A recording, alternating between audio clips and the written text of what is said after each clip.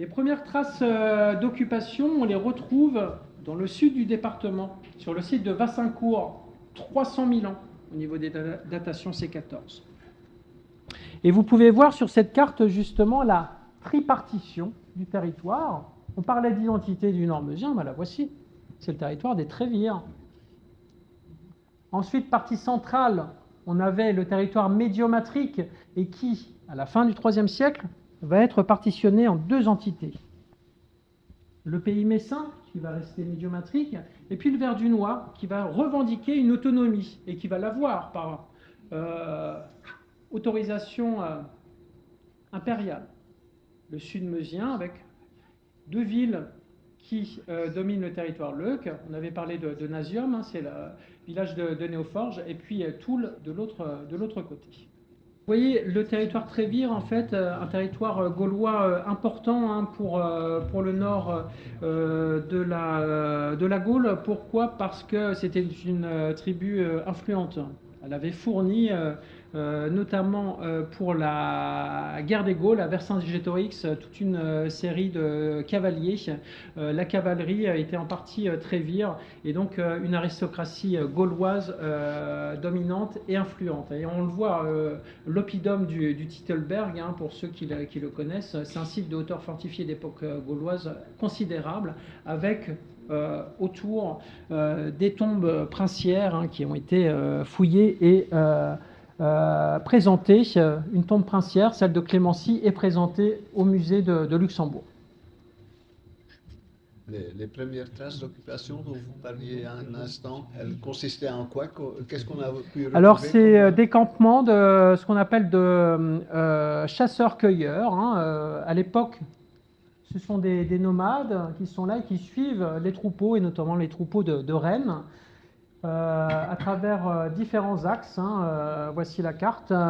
Donc, l'axe finalement meusien de la Meuse est important. C'est les voies de passage des grands troupeaux, et on a des campements finalement qui sont retrouvés.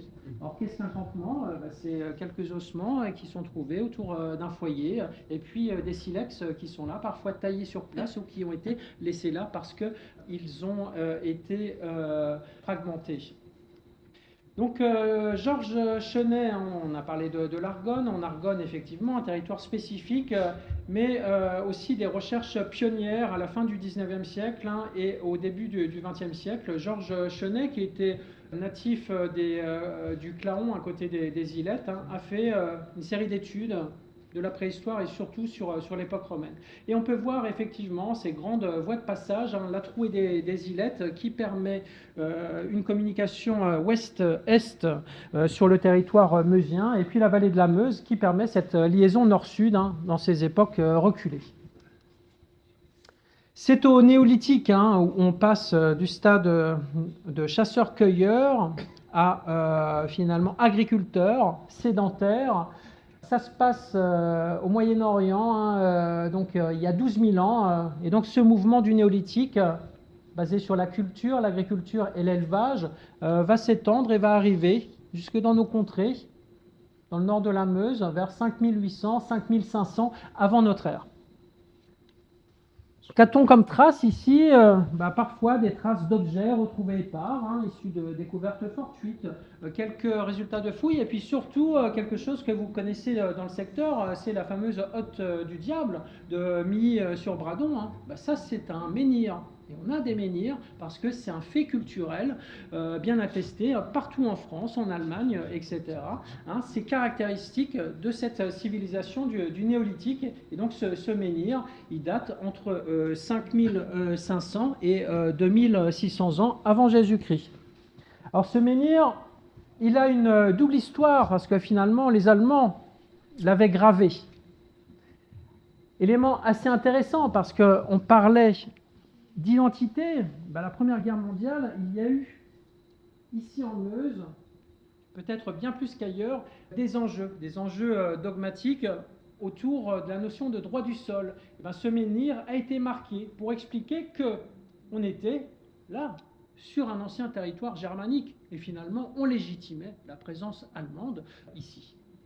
Et donc on a tout le récit hein, qui est mis, et bien sûr à la fin de la guerre, hein, le conseil municipal avait demandé la suppression de l'inscription allemande, ce qui a été fait, et donc elle a été placée sous une couche de ciment. Hein. Après le néolithique, on a l'âge du bronze. L'âge du bronze, c'est une période importante. L'introduction de la métallurgie dans nos cultures anciennes, vers 1800 avant Jésus-Christ, on assiste au développement des premières entités territoriales. Parce que qui maîtrise un territoire va maîtriser soit des ressources ou soit une portion d'un circuit d'échange. Alors l'âge du bronze en Meuse, ben voilà, on a des découvertes un peu partout hein, sur le département.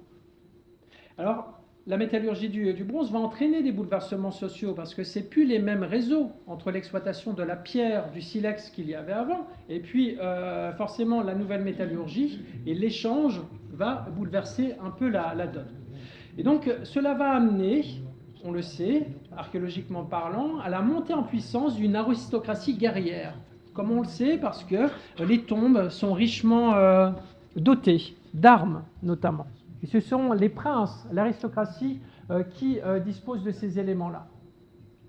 La Meuse est à l'écart des voies dominantes. La voie principale, c'est la voie de la Moselle. Mais ce qui est intéressant, c'est que justement, en termes d'études, on est juste à côté et on a une aristocratie qui vient par mimétisme regarder ce qui se fait sur la vallée de la Moselle et qui va former une identité à part, hein, comme ce que l'on a vu avant pour la période dans l'intervention d'Hugo, pour la période médiévale où on était entre France et Saint-Empire romain germanique. Ben là, on était juste à côté d'une zone dynamique qui a contribué à forger une identité singulière. La Meuse, à l'écart des voies dominantes, et en Argonne, on a un ensemble de sites autour de cette voie de passage naturelle, la Trouée des Ilettes. Hein, vous voyez Clermont, La Voie, Beaulieu, Wally, hein, tout ça, c'est une zone. Et puis le Nord-Meusien qui est ouvert sur la partie septentrionale et les Ardennes. On a Pouilly, Inor et Mouzet, hein, avec des éléments de parure et également d'armes qui ont été trouvés. Il y a un poignard qui provient de Mouzet, hein, qui est conservé au musée de la Princerie à Verdun. À quoi ça ressemble les sites quand on trouve, et quand on vous dit « Ah, on a trouvé un site de l'âge du bronze », alors on se dit « Ah, c'est formidable », vous voyez, c'est quelques fragments de poterie hein, à gauche. Et puis, qu'est-ce qu'on voit sur les sites hein, sur le plan à droite, vous avez des trous. Qu'est-ce que c'est que ces trous? C'est l'emplacement des trous de poteaux qui constituaient les bâtiments en bois. Et en bas, la reconstitution de ces bâtiments. Alors, les archéologues ont l'art de s'extasier hein, devant quelques trous de poteaux, quelques fragments de céramique. Finalement, c'est quoi? C'est tout simplement, comme une enquête policière, était essayer de reconstituer à partir d'éléments épars, de pièces d'un puzzle dont on n'aura jamais tous les éléments parce qu'il y a eu des dégradations au cours du temps, dégradations naturelles et dégradations humaines, essayer de reconstituer l'histoire d'un site donné. Voilà. Ça fonde tout le processus hein, des méthodes et techniques archéologiques. Le premier âge du fer, qui suit l'âge du bronze, c'est la période dite du Hallstatt. Alors on donne des noms bizarres, c'est tout simplement les noms des sites dans lesquels ces objets ont été trouvés et qui ont caractérisé au XIXe siècle une culture spécifique. Et donc, au Hallstatt, au premier âge du fer, vous voyez, on a l'introduction de la métallurgie du fer qui va entraîner un nouveau bouleversement et la montée en puissance d'une aristocratie, l'aristocratie celtique, hein, telle qu'on peut l'avoir vue et apprise dans nos manuels scolaires.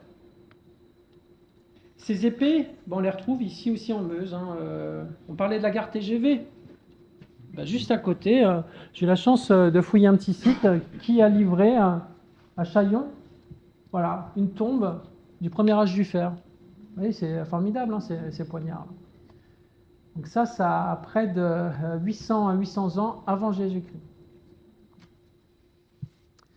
Ce sont des princes locaux qui contrôlent à la fois des centres de production métallurgique, la diffusion, ou les réseaux d'échange. Et c'est là où on voit que la vallée de la Meuse est intéressante parce que c'est une voie de communication nord-sud naturelle et est-ouest du fait du découpage des tribus qu'il y avait. Hein, rappelez-vous, les tribus des Leuques, des Médiomatriques et des Trévires au nord. Les sites, les voici. Donc les X et les W, ce sont les tombes qui ont livré du mobilier. Le X, c'est de l'armement, le W, de la parure. Ainsi, on peut savoir si c'est un prince ou une princesse qui s'est fait inhumer. Les points verts, ce sont des enclos repérés par photographie aérienne. Alors vous allez me dire, chez les Trévires, là, dans notre ciel de Meuse, il n'y a pas grand-chose. Comment que ça se fait? Tout simplement parce que ces cartes archéologiques, ce pas des cartes qui donnent l'état d'une occupation, ça donne l'état de la recherche archéologique. On a beaucoup de prairies, et donc on n'a pas pu faire beaucoup de photographies aériennes. Donc ça, c'est un premier filtre. Voilà pourquoi on n'a pas beaucoup d'enclos. Des tombes, on n'en a pas fouillé beaucoup. Elles sont conservées généralement en milieu forestier. Et donc tout ça, ça crée des filtres dans l'état de la connaissance. Et donc ça ne veut pas dire qu'il n'y a pas d'occupation dans le Nord. Ça veut dire au contraire que le Nord est une véritable réserve archéologique pour les générations futures, car c'est là-bas qu'on fera sans doute les plus belles découvertes à venir. Qu'est-ce qu'une tombe? Le fameux tumulus, les tumulus, on en connaît, notamment en Argonne, dans ces massifs forestiers, parce qu'ils sont conservés. C'est des tertres de terre avec une chambre funéraire au centre. Voilà. Et donc, vous avez en haut à quoi ça ressemblait à l'époque. Ensuite, en milieu forestier, à quoi ça ressemble. C'est parfois 10, 20 mètres de diamètre. Donc finalement des éléments assez fragiles, mais qui sont essentiels pour comprendre l'occupation ancienne. Passons désormais au deuxième âge du fer. On a la formation de nos territoires. C'est là où nos entités territoriales vont émerger. Sur cette carte, vous voyez que finalement, l'Europe était déjà là à l'époque celtique, grosso modo. Il y a une culture commune qui est la culture celtique. Et avec le deuxième âge du fer, on a des bassins de population qui vont se créer sur nos territoires. Alors, voici un autre plan de site. Je suis allé chercher des exemples en Lorraine, parce qu'on n'a pas de site aussi structuré en Meuse. Là, c'est la Meurthe-et-Moselle. Et on peut voir en bleu des plans de bâtiments du premier âge du fer. Et puis ensuite, ce que l'on a, donc en violet, c'est des bâtiments du deuxième âge du fer. Donc vous voyez, on a une occupation qui continue à se structurer dans des bassins de vie. Voilà. Cette carte nous montre un état du territoire meusien juste avant la conquête de la Gaule, à partir de sites de hauteurs fortifiées, de traces d'habitat, et puis aussi les monnaies gauloises que l'on a trouvées. Et ces monnaies gauloises, leur diversité et leur nombre font émerger des centres potentiels. Les centres d'époque gauloise ou romaine sont bien souvent en dessous de nos villages ou de nos villes actuelles, si bien qu'il faut trouver d'autres moyens pour essayer de trouver des indices. Et la cartographie des monnaies, de leur diversité, de leur provenance, permet justement de voir qu'il y a des choses qui se dessinent. Regardez dans le sud meusien, Nasium, c'est normal, c'était une grande ville. Donc là, on a de la diversité, beaucoup de monétaires. On a Lavoie qui sort, Verdun, et regardez dans le nord meusien, Ballon, qui a bénéficié de fouilles.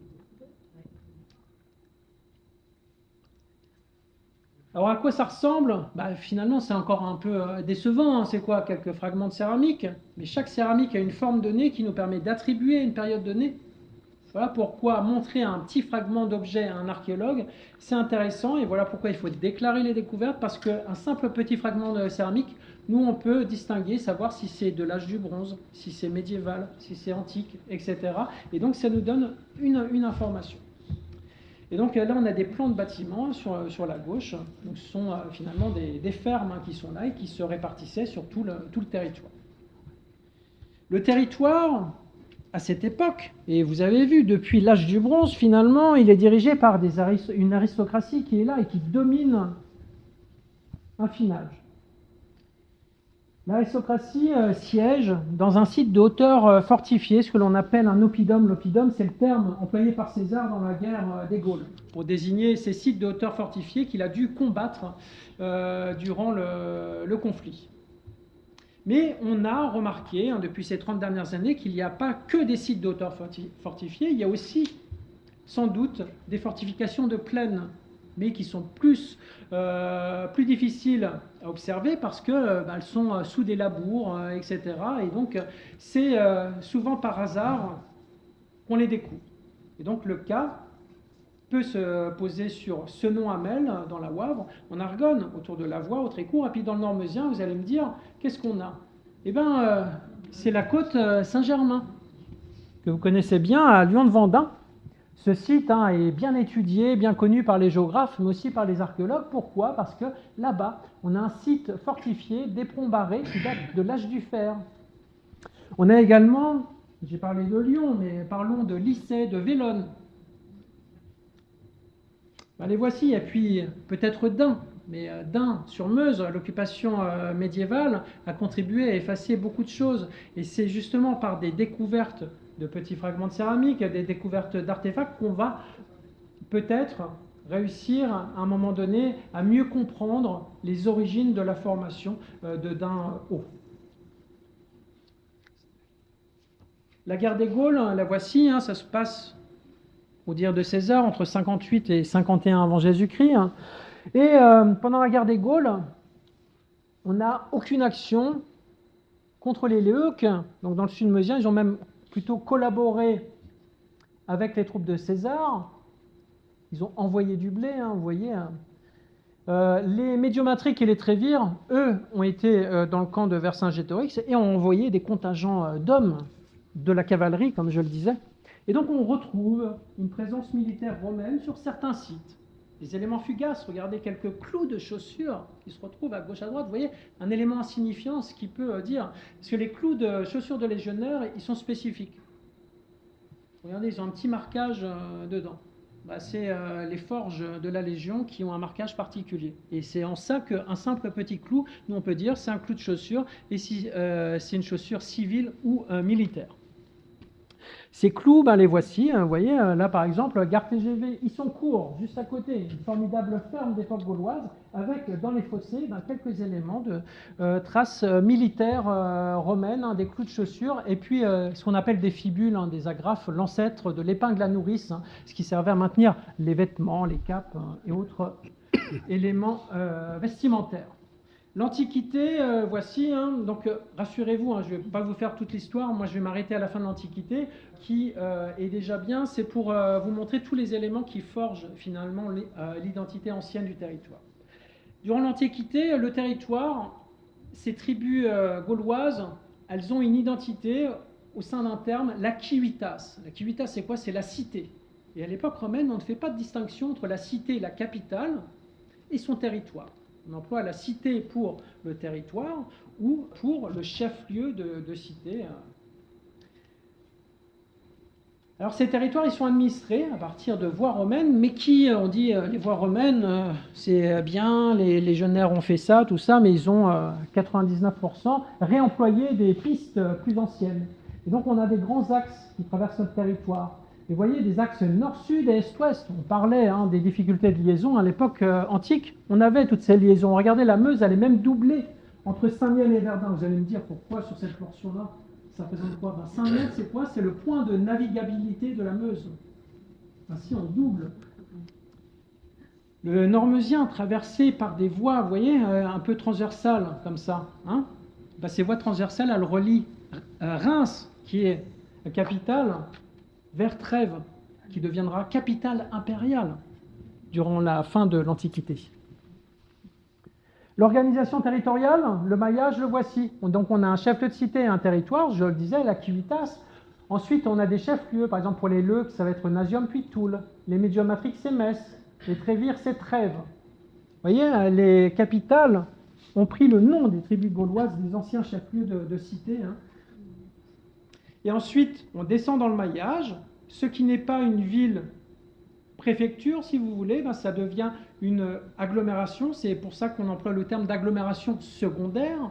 Et puis, tout autour de cette agglomération secondaire, en gros, ce sont nos villages, on a des fermes, des établissements ruraux. Les agglomérations secondaires, les voici. Vous voyez, le Nord-Meusien n'est pas dépourvu. Alors certes, Verdun, l'Argonne ont un monopole, mais dans le Nord-Meusien, on a notamment Ballon, Stenay, sans doute d'Ain, et puis des sites cultuels dont je vais vous parler. Ces agglomérations secondaires ont des fonctions diversifiées, des sites routiers, des sites productifs, des sites cultuels. Ici en Argonne, les sites de production des ateliers céramiques argonnais de Lavoie, à Vaucourt, ils ont exporté dans tout le monde romain. On retrouve de ces céramiques-là aux Pays-Bas, on en retrouve aussi en Espagne. Vous voyez tout le circuit. On a utilisé la Meuse comme vecteur pour faire partir des cargaisons entières. Voilà pourquoi Verdun est une place importante. C'est des cargaisons entières de céramique d'Argonne qui sont exportées dans tout le monde romain. Et donc utilisation de la Meuse. Donc ça passe par quoi? Ça passe par Dun-sur-Meuse, ça passe par Stenay. Voilà. Et puisque je parle de Stenay, Stenay est juste à côté, à l'écart, Ballon, une petite agglomération qui a été fouillée à partir des années 70, et Stenay qui est sans doute une petite ville romaine. Mais malheureusement, cette ville, elle est devenue inaccessible parce qu'elle est sous la ville actuelle, et sans doute remaniée en partie par les travaux de la citadelle. Mais des stèles funéraires sont intéressantes. Et regardez, qu'est-ce qu'on y voit? On y voit du textile. La première, c'est un homme en train de récupérer la laine sur un mouton. Et puis à droite, deux artisans qui montrent une étoffe confectionnée. Et bien là, on sait que le Normezien, il avait une spécificité. Ce n'était pas l'agriculture, c'était l'élevage et l'exportation de la laine sous forme de matières premières ou de produits finis, draps et linge textile. L'agglomération de Ballon, la voici. Donc vous voyez l'état des fouilles, ces petits traits noirs en bas à droite. Et puis le site a été connu et reconnu dans les années 1920-1930. Pourquoi? Parce que en découverte fortuite, à la vigne du Maçon, le propriétaire de la parcelle a trouvé un trésor, ce qu'on appelle un dépôt monétaire. Il n'y avait pas de banque à l'époque et donc les propriétaires mettaient leurs économies dans des vases et ils les thésaurisaient. C'était la banque de l'époque et on mettait ça dans un endroit de la maison, généralement les caves ou autres. Alors imaginez-vous, ça c'est un vase qui contenait plusieurs milliers de monnaies. Donc les travaux, le voisin de ce monsieur dit il a trouvé un trésor, moi je vais creuser aussi. Il creuse de l'autre côté du mur. Qu'est-ce qu'il trouve? Un deuxième dépôt monétaire. Chacun a eu le sien. Donc ça a contribué à la renommée du site.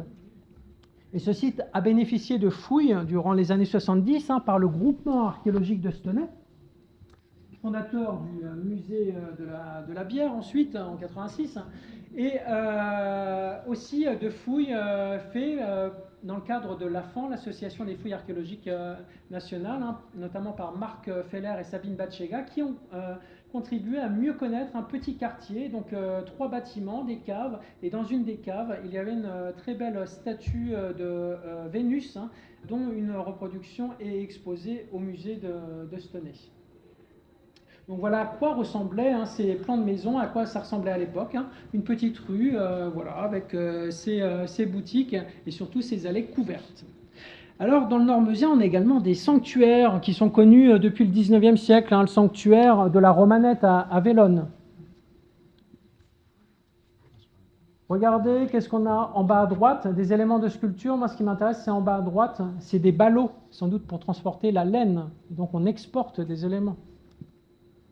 Donc on a trouvé un temple, ça c'est donc un temple typique de l'époque gauloise et du début de l'époque romaine, ce qu'on appelle un fanum. On a Saint-Laurent-sur-Autun. Saint-Laurent-sur-Autun est connu parce qu'il y a un fortin. Comme à ce nom, on a un petit fortin militaire qui protégeait cette grande voie qui reliait Reims à Trèves. Il y avait une garnison là-bas. On a retrouvé quelques éléments qui sont présentés au musée de Verdun. Alors, autour de ces agglomérations, ces sortes de villages, le village, il naît à l'époque médiévale, voilà pourquoi je mets des guillemets, ce n'est pas des villages, c'est une agglomération. Et donc, autour de ces agglomérations, on a des établissements ruraux, c'est les fameuses villas. Ça regroupe, les établissements ruraux, c'est un terme qu'on utilise, pourquoi? Parce que ça regroupe à la fois des villas et des petites fermes. Le terme de villa, il est spécifique. C'est l'illustration que vous avez là. Vous avez la résidence du maître, la pars urbana, partie urbaine, et puis la partie dédiée à l'exploitation, la pars rustica, partie rustique qui était dédiée à l'activité agricole, artisanale et autres. Parfois, les villas étaient immenses, c'était des petits villages à part entière. Les semis, les densités sont importantes. Là, je descends un peu, on est dans la Wavre, au niveau de Senon-Hamel, les prospections de Jean-Claude Stuka, ici présent, durant près de 30 ans, ont permis dans les champs de montrer l'emplacement, tous ces points rouges. C'est des établissements ruraux gallo-romains qui ont été repérés dans les parcelles labourées. Vous voyez, c'est presque un site tous les 4 km. Alors, à quoi ça ressemblait? Voilà quelques exemples. On a des stèles romaines, quelques figurations de ces villas. Généralement, elles ont des pavillons d'angle. La ferme la plus simple, c'est le numéro 2, vous voyez, un rectangle avec 3 partitions. Finalement, c'est un peu comme nos fermes lorraines, avec la partie grange, avec la partie habitable, et puis une partie réservée à des activités artisanales ou autres. Et on peut aller jusqu'à des éléments très complexes au niveau du numéro 5, ces plans très complexes de villas qui sont des palais résidentiels, des palais ruraux.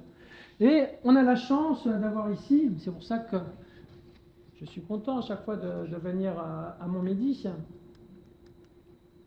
parce qu'à Montmédy, à la fin du XIXe siècle, on a, rue de Sedan, vous voyez, on a sorti une portion d'une immense villa.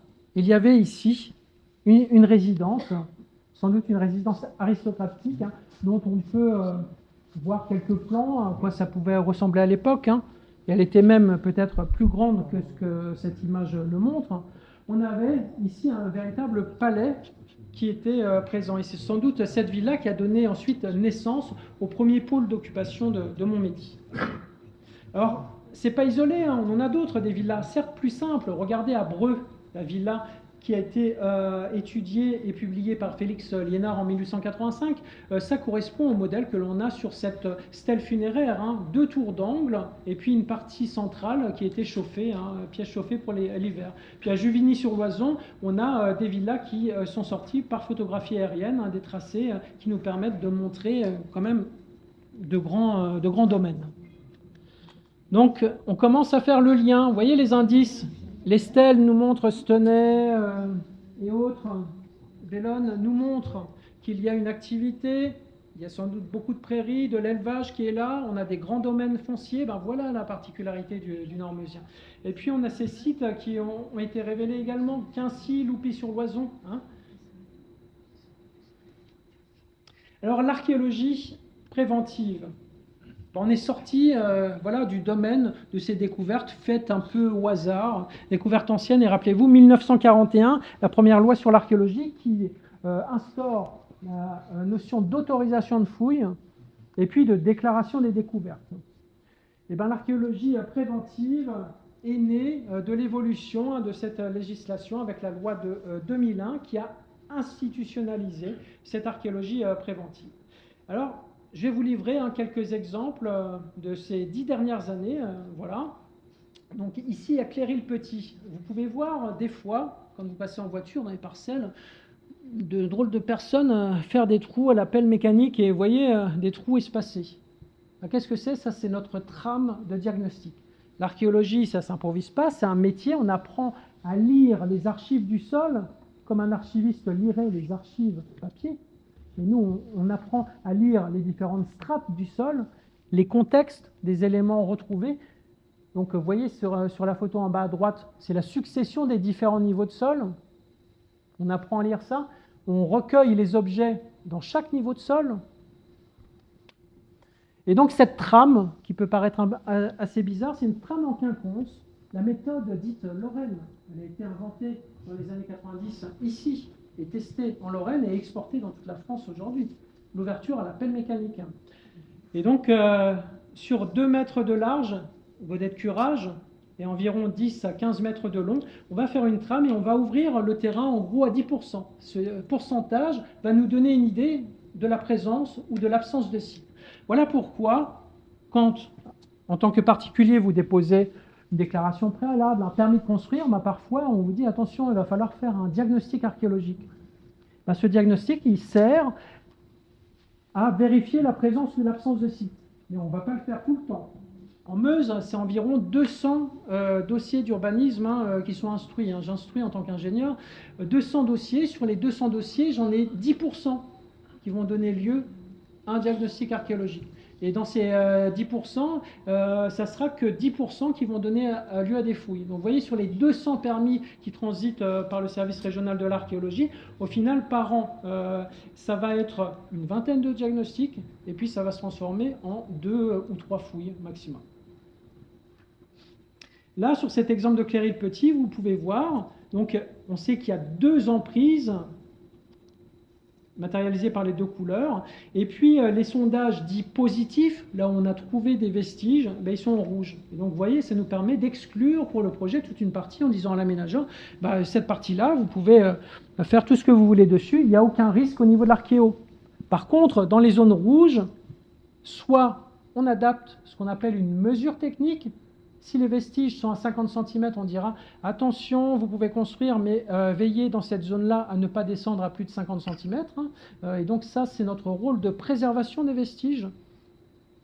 Et quand on n'a pas d'autre choix, quand l'aménageur nous dit oui, mais moi je suis obligé d'aller plus profondément, ben, c'est là où il y a une fouille archéologique qui est faite. Vous voyez, la fouille, c'est vraiment à la fin du processus quand on n'a pas le choix.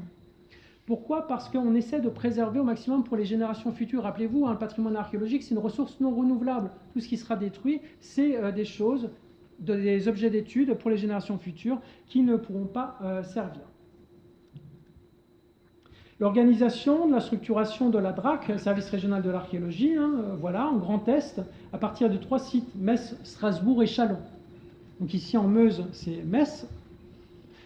5 missions du service régional de l'archéologie, inventorier toutes les découvertes, tout le produit des fouilles, des recherches. Voilà pourquoi le simple déclaration, par le biais du maire qui va ensuite nous contacter, ou directement la personne nous contacte, eh ben, ça nous permet d'inventorier, et donc de protéger, d'étudier, de sauvegarder, de promouvoir. On est 15 personnes au service régional de l'archéologie pour gérer 2 types d'archéologie. L'archéologie programmée, c'est celle que vous voyez le moins, parce que c'est les chercheurs qui viennent et puis qui vous disent « Ah ben, on voudrait aller étudier, par exemple, le site de Lyon-de-Vendin. » Mais eux, ils ne sont pas liés à des projets d'aménagement, ils choisissent le site et ils choisissent de faire leur étude. C'est généralement les petites fouilles qui ont lieu durant l'été. Et puis, il y a l'archéologie préventive. Elle, ça représente 90% de l'activité archéologique en France. C'est les fouilles qui sont faites ou les diagnostics, diagnostics ou fouilles qui sont faites sur des zones sensibles qui font l'objet d'aménagement. On intervient avant les travaux, voilà pourquoi on dit archéologie préventive. Avant, on employait le terme de sauvetage, archéologie de sauvetage. Alors les exemples, Bouligny, un bel exemple. La commune souhaite faire un aménagement et donc là on a une surface de 3800 m² qui est investiguée par des sondages à Amermont, donc c'est tout récent, 2024. Ben là aucun vestige structuré n'a été trouvé. Donc qu'est-ce qu'on fait? Tout de suite on avertit le pétitionnaire, l'aménageur, la commune, pour lui dire on n'a rien trouvé, on vous rend le terrain à l'aménagement. Et donc, les 2 cas, là, pour Bouligny, c'est la même chose, pas de vestiges structurés. Et donc, le terrain est rendu au plus vite. C'est ce qu'on appelle la levée de l'hypothèque archéologique.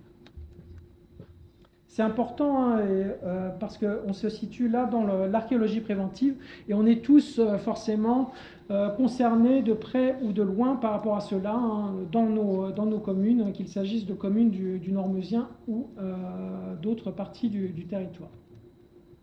Cléry-le-Petit, j'en avais parlé, qu'est-ce qu'on a trouvé pour l'extension de l'usine Schreiber? C'est un habitat protohistorique. La protohistoire, c'est l'époque gauloise. Rappelez-vous, les plans que je vous avais montrés, c'est les petits points sur le plan, les petits points gris, ce sont les emplacements des trous de poteaux d'anciens habitats. Et puis on a quelques fragments de céramique qui ont été trouvés. Donc des traces assez fugaces, la photo, vous voyez, c'est traces de poteaux, d'anciens poteaux qui faisaient les habitations d'époque gauloise. eh ben, ils ont 10 à 15 cm encore de profondeur préservée, tous les niveaux de sol ont disparu. Donc ce sont les derniers témoignages qui sont là, et voilà pourquoi on a fait ce diagnostic, hein, et pour essayer de comprendre ce qu'était cette occupation. Alors bien sûr, après, quand on trouve ce type de site, l'aménageur a à chaque fois le choix de dire: je souhaite éviter la fouille archéologique. S'il souhaite éviter, et ben donc on préserve, on met des mesures techniques, hein, comme je vous ai expliqué, par exemple des codes de profondeur à respecter pour préserver le site en dessous.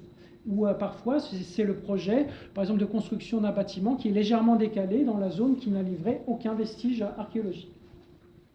Le cas de Don-Marie Baroncourt, ici, lotissement communal, donc une grande zone mise en place. Qu'est-ce qu'on va faire? On reçoit le permis de construire, on dit attention, on est à proximité de sites archéologiques, on crée un arrêté préfectoral de diagnostic archéologique, hein, chaque fois il y a la petite Marianne qui est là, et puis on va demander à l'INRAP, qui est l'opérateur de l'État pour faire les diagnostics, parce qu'en Meuse, on n'a pas de service archéologique dédié, donc c'est l'opérateur de l'État qui intervient, et donc qui va faire un diagnostic et rendre le rapport à la fois à la DRAC SRA, mais également à l'aménageur, et là c'était en l'occurrence la municipalité. Et donc là, sur 15 000 m², un diagnostic a été fait, et donc vous voyez, aucun site en bas, aucun site ou indice de site n'a été mis au jour lors de cette intervention, et donc les sondages sont rebouchés et le projet mis en place dans le cadre d'aménagement. Alors, on parle beaucoup d'aménagement sur les communes, etc., mais les communes, elles ont également un patrimoine forestier, et on peut être amené à intervenir en forêt. Il y a un gros travail qui est fait avec l'ONF, hein, et par exemple ici, à Lyon-de-Vendin, l'accès, il y a eu une surveillance de travaux, une intervention de l'INRAP, hein, qui a permis de recenser un certain nombre d'excavations qui étaient liées au chemin qui menait à Lyon-de-Vendin, et puis quelques éléments récents, mais qui font partie du domaine archéologique, hein, des petites cabanes ouvrières ou quelques pierres taillées et autres inscriptions. Et donc, pour cet aménagement-là, il y a eu une étude archéologique préalable. Et bien sûr, le but, ce n'est pas d'empêcher les constructions, c'est au contraire d'accompagner l'aménageur pour éviter qu'il ne détruise du patrimoine. On va recueillir des informations et ensuite rendre le terrain, hein. C'est vraiment l'esprit de l'archéologie aujourd'hui. Autre exemple, Lyon-de-Vendin, donc la Haute-Borne, où là, je vous ai remis un exemple où on a des vestiges d'occupation toujours proto-historiques, hein. Donc proto-histoire, c'est l'époque gauloise qui est là. Vous voyez des traces assez fugaces, hein, les photos. Ce qui est entouré en orange, c'est les fantômes, les traces des fameux trous de poteaux qui constituaient les différents bâtiments. Et toujours, maintenant vous connaissez la lecture des plans archéologiques, hein, toujours avec cette trame, ce maillage, à la pelle mécanique, on ouvre 10% pour regarder s'il y a des vestiges. Et puis s'il n'y a pas de vestiges, on rend tout de suite le terrain. S'il y a des vestiges, l'aménageur est libre, donc soit de mettre en place des mesures techniques avec le service régional de l'archéologie, ou soit de faire une fouille. Et les fouilles sont à la charge de l'aménageur. Voilà pourquoi parfois ça a un impact financier. Imaginez une commune qui décide de faire un lotissement, vous avez déterminé en conseil municipal un prix au mètre carré. Si vous tombez sur un site avec une fouille de 200 000 € à financer, ça va augmenter le prix du mètre carré. Et donc c'est là où on travaille ensemble pour dire, cette zone-là, on va la mettre par exemple en espace vert, et puis construisez plutôt dans cette partie-là. Et c'est là où on arrive à concilier la préservation du patrimoine et l'aménagement. Dain-sur-Meuse. Voilà, Dain-sur-Meuse, hein. Donc là, c'est une intervention qui a eu lieu vers 2020, il me semble, au trou de Milly, hein. Et donc là, on a différents aménagements, des fragments de céramique gallo-romaine qui ont été trouvés, hein. Rappelez-vous, à côté du CES, du collège, il y a une villa romaine qui avait été découverte. Et donc on sait que tout autour de la butte de Dain-Haut, il y a une occupation antique, mais qu'on a du mal à caractériser, à étudier. Il faut qu'on multiplie les observations pour essayer de mieux comprendre toute cette occupation. On a également trouvé ici, lors de ces diagnostics, hein, des fragments du Moyen-Âge, ou également d'époque moderne. Musée. L'archéologie se fait aussi dans les sablières, dans les carrières. Musée, eh ben, vous avez une sépulture du néolithique et du bronze ancien.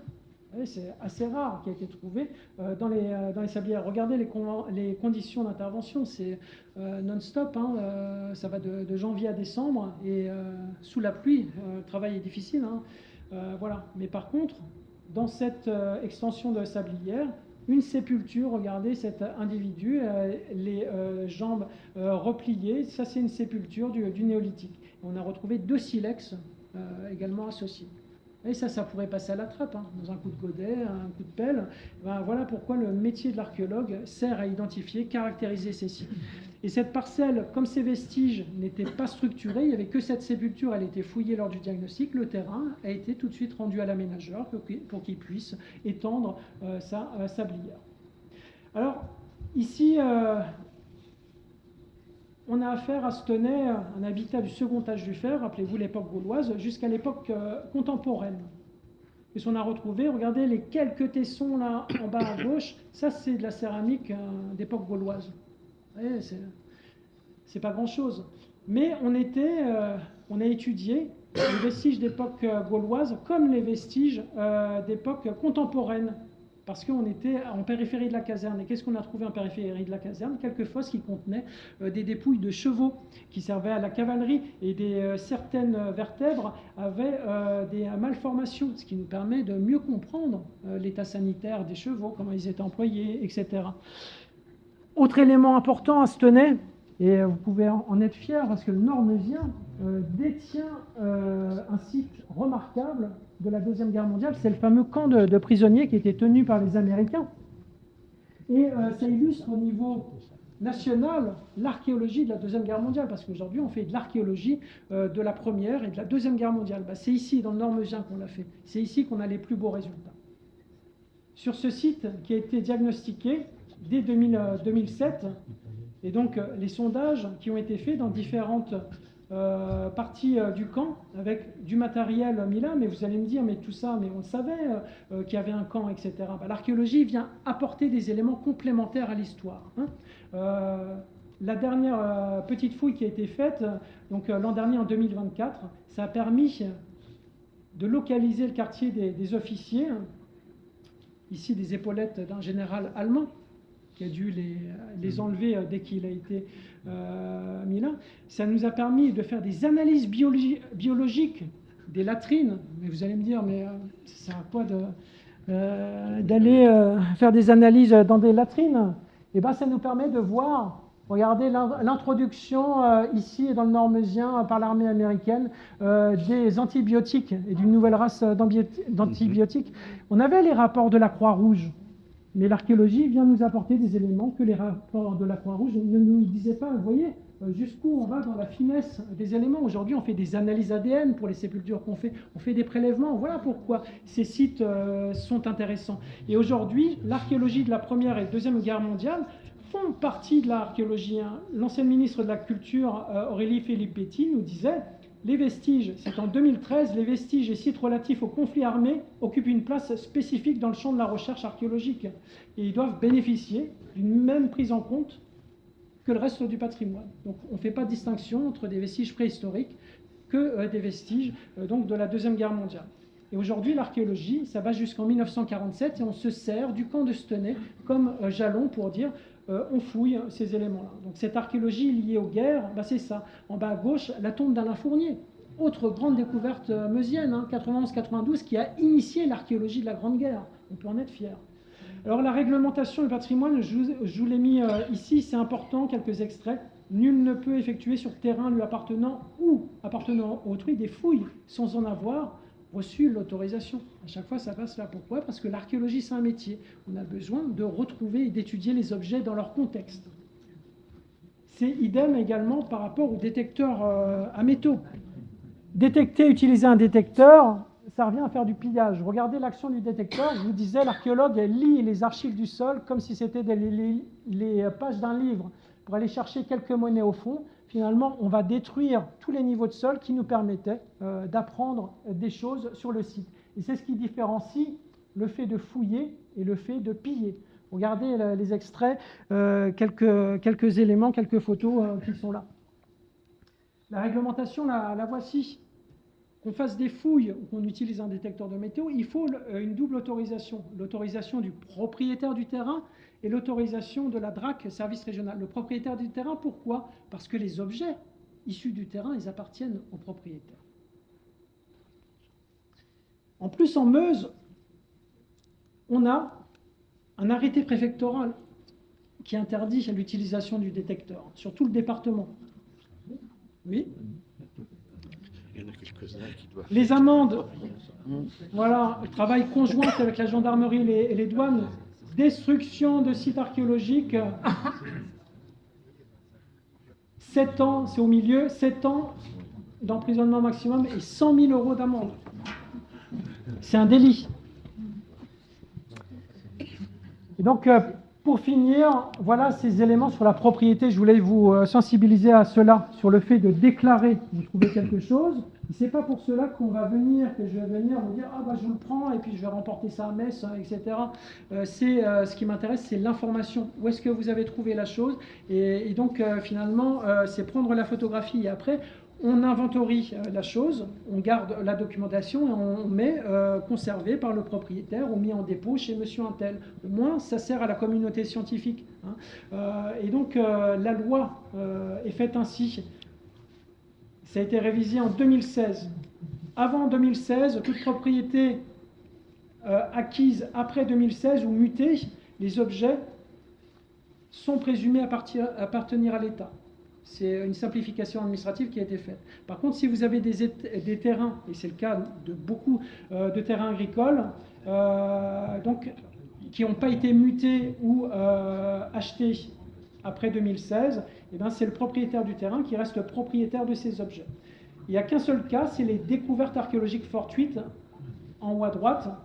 Il y a partage entre l'inventeur c'est celui qui découvre, et le propriétaire du terrain. Vous voyez, à chaque fois, il y a le propriétaire du terrain est là. Alors pourquoi l'État a fait changer les règles là à partir de 2016? C'est qu'on pouvait se retrouver avec des objets, on ne pouvait pas les couper en deux, les partager, et puis l'État met les moyens, par le biais des DRAC, dans des centres de conservation. On conserve les objets, on les restaure. Et un particulier n'a pas forcément les moyens de payer des restaurations lourdes et autres. Et souvent, il y a des objets qui appartiennent à des aménageurs, ce qui est fouillé, par exemple en fouille préventive, et qui sont mis en dépôt. Ça veut dire que le propriétaire peut aller les voir quand il veut. Et les communes peuvent les revendiquer pour monter des expos. Rappelez-vous, cette expo au musée de Stenay sur le camp militaire, eh ben, c'est des objets qui sont là, et qui sont revenus, et ils sont conservés tout le reste du temps dans le dépôt régional.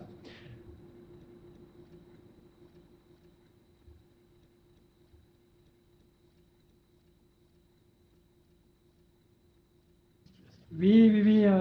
Donc l'IDAR, projet pilote, c'est avec la forêt d'exception de Verdun, 110 000 mètres carrés, avec le recensement des vestiges de la Première Guerre mondiale, mais aussi des vestiges là. On a un programme d'action, ce qu'on appelle des prospecteurs archéologiques, qui sont là pour vérifier des sites archéologiques que l'on a anciennement connus, et puis en découvrir de nouveaux. Et donc on a un maillage de prospecteurs, et on a une équipe spécialisée dans le LIDAR, et on attend les dalles HD, elles ne sont pas haute définition, elles ne sont pas disponibles pour tous les secteurs meusiens, mais au fur et à mesure, on les exploite. Voilà. Et on a quelques personnes ici dans l'assistance, je l'ai déjà nommé, mais Jean-Claude Stuka qui a travaillé sur la Wavre et notamment tout le canton de Spincourt, l'exploitation des vestiges. La forêt, c'est un conservatoire. Dans nos champs, on a vu les photographies aériennes livrent des plans, mais c'est des structures qui sont arasées. Quand on les ouvre à la pelle mécanique, on retrouve les fondations et autres. Mais en forêt, on a la chance d'avoir des sites mieux conservés, et c'est normal, ils n'ont pas été arasés par l'action agricole.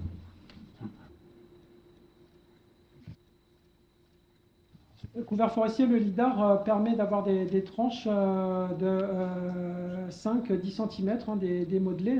Et donc, on voit très précisément un fossé, les tertres dont je vous ai montré. On voit des charbonnières, on voit tout.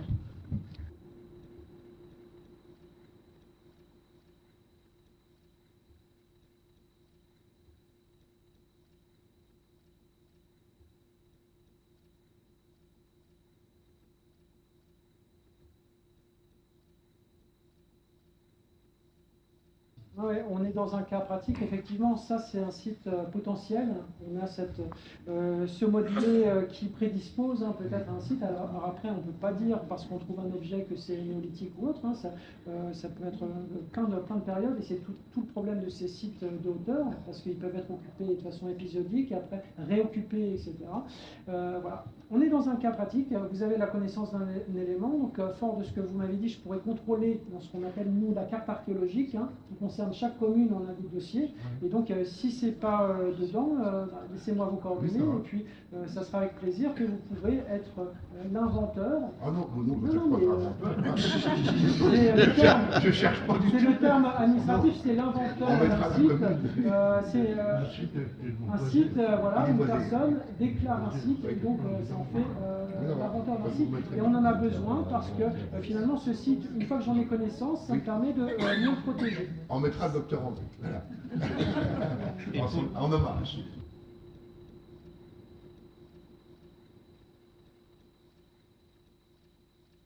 C'est intéressant parce qu'il y a maintenant il y a l'intelligence artificielle qui est au service de l'archéologie.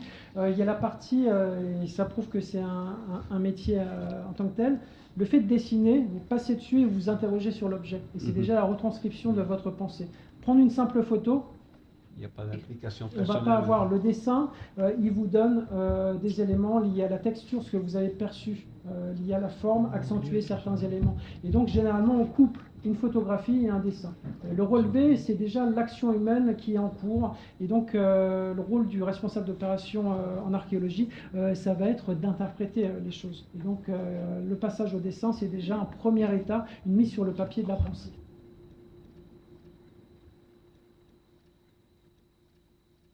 C'est ce qu'on met. Donc, au 19e siècle, il y avait cette mode de la toponymie, de retrouver forcément des filiations, etc. Depuis, on a pris un peu de distance par rapport à ça. Mais chaque lieu, ça je peux vous l'assurer, est en lien avec un élément de contexte. Donc, je ne peux pas vous dire non, c'est ridicule. Et je ne peux pas vous dire oui, c'est exactement ça, parce qu'on n'a pas retrouvé de temple au dieu Baal, on n'a pas retrouvé d'inscription. Le jour où on sortira une inscription, on pourra mettre en lien. Mais en tout cas, ça montre qu'il y a une ancienneté.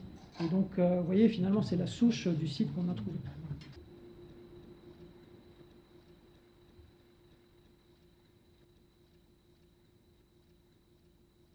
Et donc là, on n'était pas dans une opération liée à un projet d'aménagement ou autre, c'est plus un particulier qui a découvert des choses, intervention du SRA, et puis remis, je dirais, l'église au milieu du clocher en disant attention, on ne fait pas des recherches archéologiques n'importe comment, il faut déclarer les découvertes au maire. Et donc ça, effectivement, le côté de l'intérêt, donc on a eu un premier échange déjà. Et le but, c'est ensuite de localiser tout ce qui a été découvert pour compléter l'histoire de ça, de cette commune. Et puis les objets, c'est un cas intéressant qu'on peut partager avec tout le monde, parce que quelqu'un trouve dans des parcelles des objets, c'est pas parce qu'il les trouve que ça lui appartient. Ça appartient aux propriétaires des terrains. Et donc voilà pourquoi il faut les déclarer. En premier lieu, on le déclare à la mairie.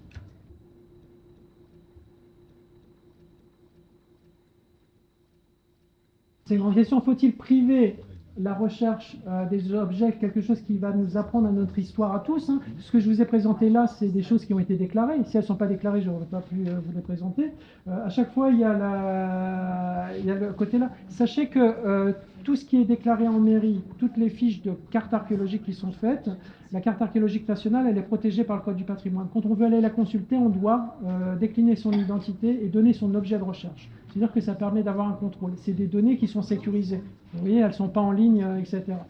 Donc voilà ce que je peux dire. Et puis, je dirais, la personne qui laisse des individus aller creuser ou détecter à la poêle à frire dans son champ, finalement, elle se dépouille elle-même parce que les biens sortis, c'est les biens qui lui appartiennent.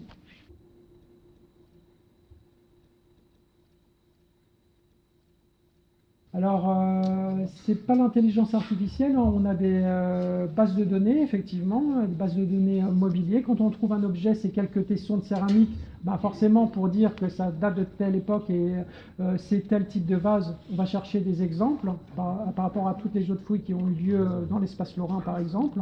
Donc, on a ces référentiels qui existent. L'intelligence artificielle, elle va nous aider pour des méthodes, je dirais, de comptage, par exemple. On a des photographies, on a 10 000 tessons, on les étale, et puis on va prendre des photos, et puis plutôt que de passer une journée à les étudier, on va, enfin les compter, on va utiliser l'intelligence artificielle pour faire ça et réserver le temps finalement pour l'étude scientifique des éléments.